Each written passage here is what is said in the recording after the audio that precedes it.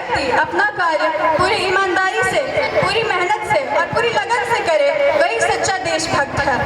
और यदि आज आप यहाँ कहें कि साल में हाथों में 2 दिन तिरंगा ले लेना ही देशभक्ति है, तो मैं आपसे पूछना चाहूंगी कि फुटपाथ पर नंगे पैर झंडे बेच रहे लड़कियों को क्या आप देशभक्त कहेंगे? नहीं, ये उसकी देशभक्ति नहीं, ये उसके पेट की भूख की शक्ति है जो उसे ऐसा करने पर मजबूर कर रही है। क्योंकि ना मस्जिद को जानते हैं, न शिवालों को जानते हैं, ना मस्जिद को जानते हैं, न शिवालों को जानते हैं। जो पेट के भूखे होते हैं वो सिर्फ भोजन के निवालों को जानते हैं, भोजन के निवालों को जानते हैं। मजदूर को मजदूर समझिए, मजबूर नहीं। मजदूर को मजदूर समझिए, मजबूर नहीं। गरीब को काम दीजिए, दान नहीं। और यदि दान देने के इच्छुक हैं तो जीते जी रक्त दान दीजिए और मरने के उपरांत अंग दान देकर किसी मरते हुए को जीवन दान दीजिए।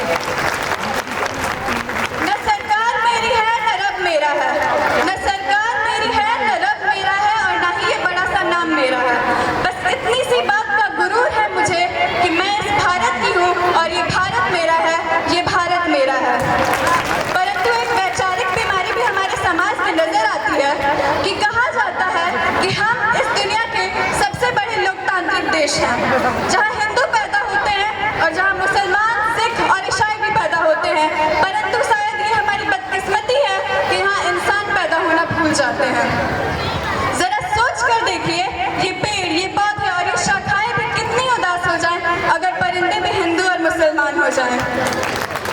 एक शैक्षिक बीमारी भी हमारे समाज में नजर आती है और बहुत ही आश्चर्य की बात है कि जिस देश ने पूरी दुनिया को तक्षशिला और नालंदा देकर विश्वविद्यालय शिक्षा की नींव रखी, आज विश्व के 100 बड़े विश्वविद्यालयों में उस देश का एक भी विश्वविद्यालय खड़ा नहीं हो पाता है। और मैं आपको इस बीमारी का एक ही कारण बताना चाहूंगी कि हमारे देश की शिक्षा नीति केवल 2 तरह के लोगों के लिए बनती है। पहले वो जो विद्वान हैं और दूसरे वो जो धनवान हैं।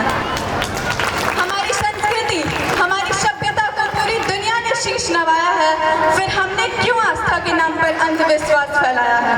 हमारा राष्ट्र निर्माण तब तक तो बिल्कुल संभव नहीं होने वाला जब तक इस देश का एक भी नागरिक नैतिक रूप से सटीक, चारित्रिक रूप से भ्रष्ट, मानसिक रूप से दिवालिया, धार्मिक रूप से अंधा और राजनीतिक रूप से गंदा और स्वैच्छिक मान मूल्यों के आंकड़े में जिन्न शिन्न पैबंद अखंड भारत को खंड खंड करता रहेगा, तब तक हमारा राष्ट्र निर्माण संभव नहीं होने वाला। अंत में मैं यही बोलना चाहूंगी कि I being an Indian, I being a student and I being a symbol